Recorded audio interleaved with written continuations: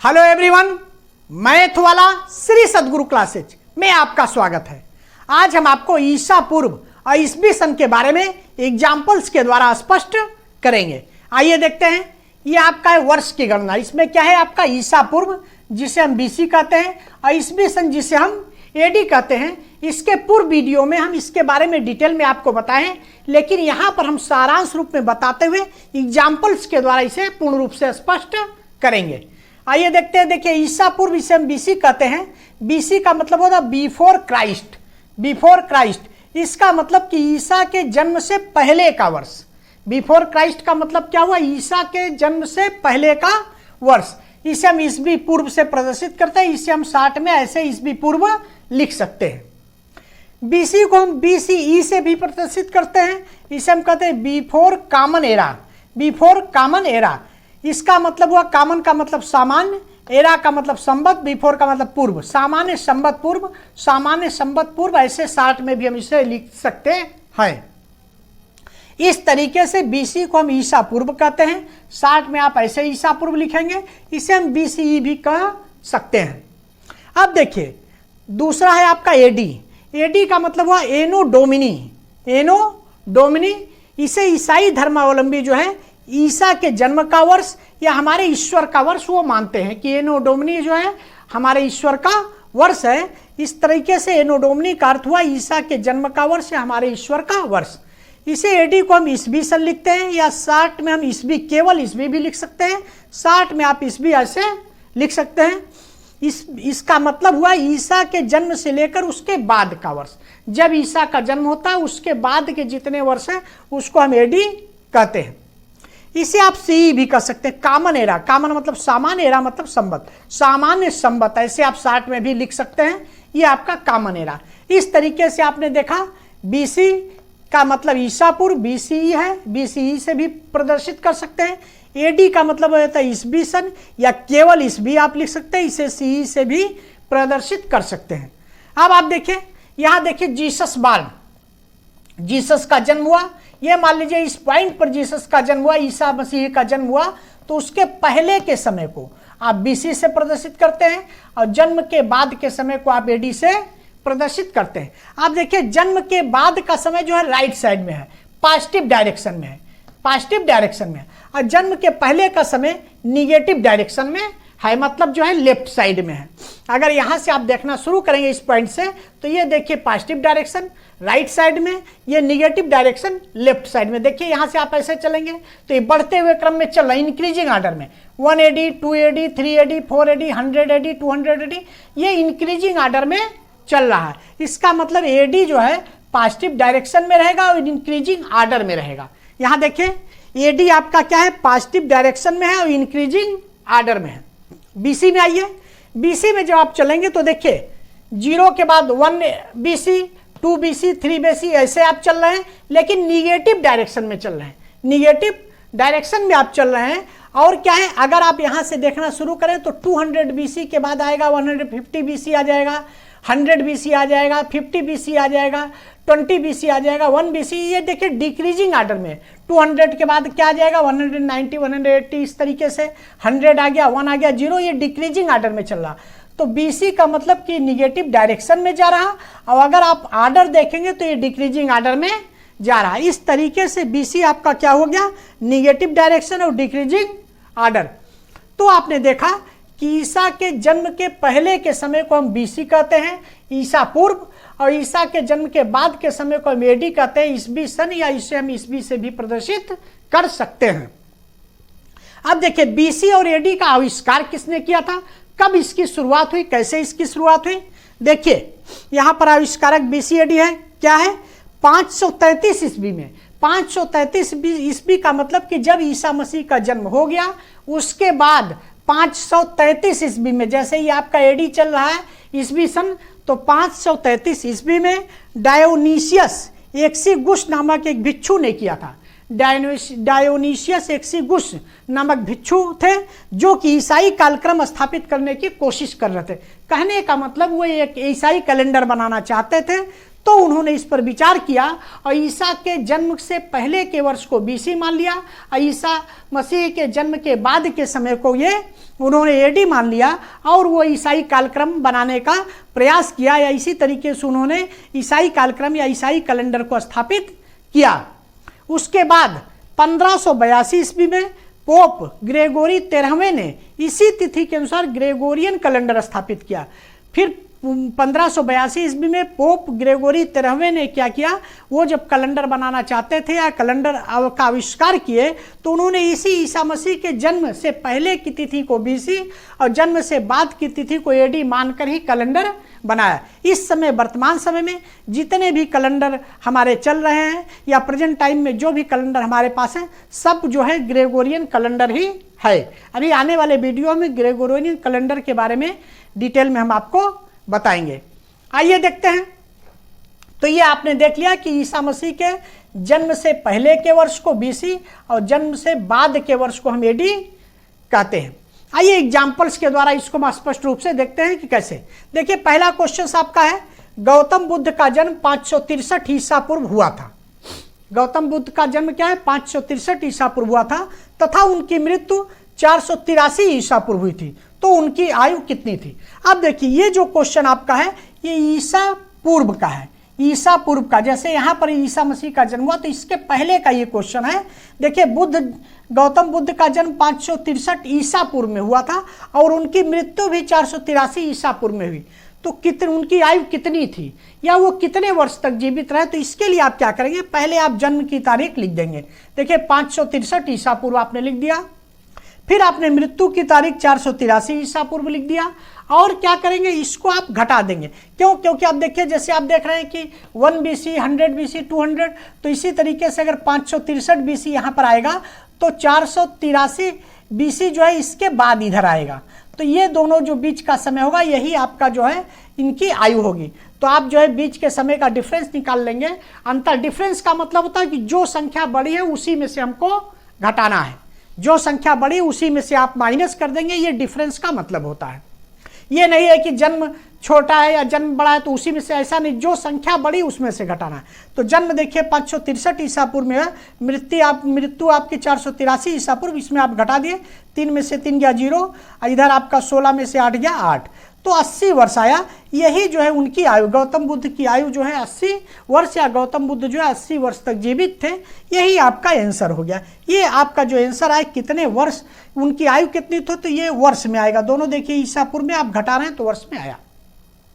दूसरा एग्जाम्पल देखिए आप, ए का जन्म, मान लीजिए कोई व्यक्ति ए है, ए का जन्म 535 ईसा पूर्व, भी देखिए ईसा पूर्व से संबंधित है, ईसा पूर्व हुआ था तथा 70 वर्ष बाद उनकी मृत्यु हो गई। ए का जन्म 535 ईसा पूर्व हुआ था, ईसा पूर्व में 535 ईसा पूर्व में जन्म हुआ था और 70 वर्ष के बाद उनकी मृत्यु। इसमें देखिए जन्म इतने ईसा पूर्व हुआ था, मृत्यु भी ईसा पूर्व में थी, तो कितने वर्ष तक वो जीवित रहे वो दे रहा था। इसमें कह रहा है कि ईसा पूर्व जन्म हुआ था और 70 वर्ष के बाद उनकी मृत्यु हो गई। तो उनकी मृत्यु कब हुई, कहने का मतलब कि उनकी मृत्यु कितने ईसा पूर्व हुई, ये चीज इसमें निकालना है। तो आप क्या करेंगे, जन्म की तारीख आपने लिख दिया 535 ईसा पूर्व और मृत्यु कभी 70 वर्ष बाद, 70 वर्ष बाद उनकी मृत्यु। कहने का मतलब कि अगर 535 इधर है, वो जन्म हुआ तो वो आगे बढ़ते रहेंगे, तो इसका मतलब 70 वर्ष बीता तो उनकी मृत्यु हो गई। तो यहाँ 535 से कम, मतलब 535 से कम मतलब ईसा पूर्व आएगा, क्योंकि ये देखिए घटते हुए क्रम में चल रहा है। तो 70 आप घटाइए, 5 में से 0 गया 0, 13 में से 7 गया 6 और ये 4, 465 आपका बचा। इसका मतलब कि 465 ईसा पूर्व उनकी मृत्यु हुई थी। इस तरीके से ये दोनों जो एग्जाम्पल आपका था, दोनों एग्जाम्पल ईसा पूर्व का था। इसमें आपने क्या क्या देखिए, दोनों में आप जन्म का समय लिख के मृत्यु का समय, यहाँ जो है वर्ष, दोनों का आप घटा दे रहे हैं। तो जो आ रहा है यहाँ पर आपका घटाने पर ये जो बचा वर्ष बचा, यहाँ पर ईसा पूर्व। ये इस तरीके से ईसा पूर्व का ये दोनों एग्जाम्पल था। इस तरीके से आपका पूछ सकता है। अब देखिए 2 एग्जाम्पल आपका ईसा के बाद का, ईसा मसीह के जन्म के बाद का 2 एग्जाम्पल देखिए। तीसरा और चौथा क्या है इसमें, अकबर का जन्म सन 1542 में हुआ था। सन 1542 में हुआ था, या इसी को आप कह सकते हैं अकबर का जन्म 1542 ईस्वी में हुआ था, या 1542 ईस्वी सन में हुआ था, इस तरीके से आप कह सकते हैं। सन या ईस्वी लग गया तो इसका मतलब कि ईसा मसीह के जन्म के बाद का समय दिया हुआ है। देखिए, अकबर का जन्म सन 1542 में हुआ था तथा उनकी मृत्यु 1605 ईस्वी में हुई थी। तो वह कितने वर्ष तक जीवित रहे? देखिए, इसमें सन लग गया, ईस्वी लग गया, इसका मतलब कि ईसा मसीह के जन्म के बाद का समय, इधर का समय आपका दिया हुआ है। तो मृत्यु आपका 1605 ईस्वी में हुई थी और जन्म आपका 1542 में, ये ज़्यादा है। तो इसमें से आप जो है जन्म का समय 1542 ईस्वी क्या करेंगे? घटाएंगे, क्योंकि आप देखिए ये इंक्रीजिंग आर्डर, बढ़ते हुए क्रम में रहता है। तो जब मान लीजिए उनका जन्म हुआ, मृत्यु हुई, तो मृत्यु वाले में से जन्म का घटाएंगे तो वो डिफरेंस आपका आ जाएगा।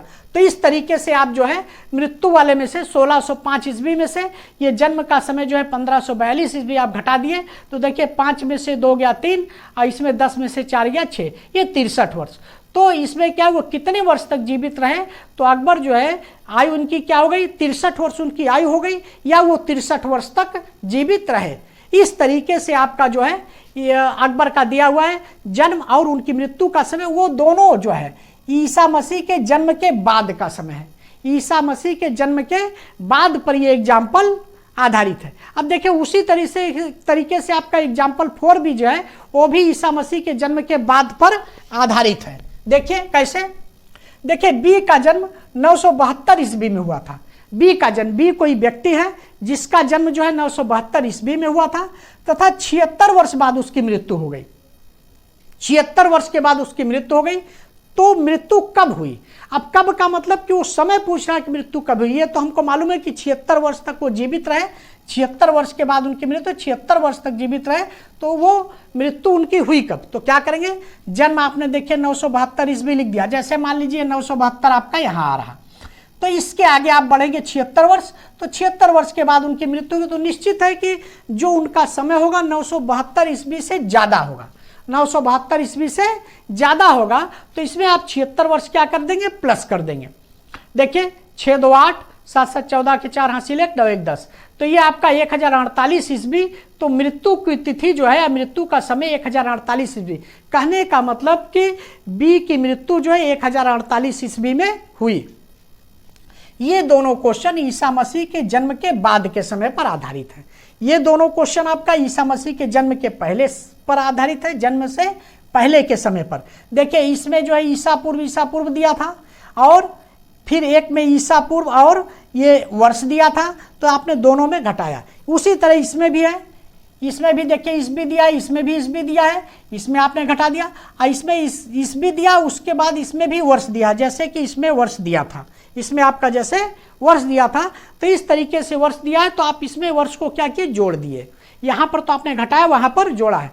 आप जो है अगर ऐसे तो आप समझ लीजिए, नहीं तो आप ये फिगर के द्वारा ऐसे समझ सकते हैं कि वो कम होगा या अधिक। अगर कम होगा या कम होगा तब तो आप घटाएंगे, और अगर अधिक होगा तो आप प्लस करेंगे। जैसे देखिए ये 1605 ईस्वी में उनकी मृत्यु हुई और 1542, मान लीजिए 1542 से 1605, तो ये डिफरेंस जो है यही आपका जो है उनकी आयु है। तो आप क्या करेंगे? अधिक वाले में से कम वाले को घटा दिए। इसमें देखिए मान लीजिए 972 ईस्वी में उनका जन्म हुआ और 76 वर्ष तक जीवित रहे, तो निश्चित है कि अब यहाँ पर आप पहुँचे तो ये जब प्लस करेंगे तभी यहाँ पर पहुँचेगा, तो ये आपने प्लस कर दिया। इस तरीके से मृत्यु की तिथि आपका 1048 ईस्वी आ गई।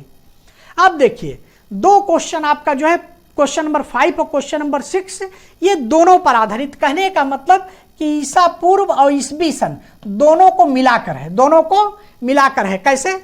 देखिए सी कोई व्यक्ति है, सी का जन्म 45 ईसा पूर्व में हुआ था। सी का जन्म कहाँ हुआ था? 45 ईसा पूर्व, मान लीजिए 45 ईसा पूर्व यहीं पर है, ईसा मसीह के जन्म के पहले 45 ईसा पूर्व, तथा उनकी मृत्यु 35 ईस्वी में हुई। उनकी मृत्यु 35 ईस्वी में, 45 ईसा पूर्व में जन्म हुआ लेकिन मृत्यु जो है 35 ईस्वी में हुई। तो सी की आयु बताइए, तो सी की आयु कितनी हुई? अब आप देखिए अगर यहाँ से 45 ईसा पूर्व में जन्म हुआ तो यहाँ से यहाँ तक तो 45 वर्ष हो गया।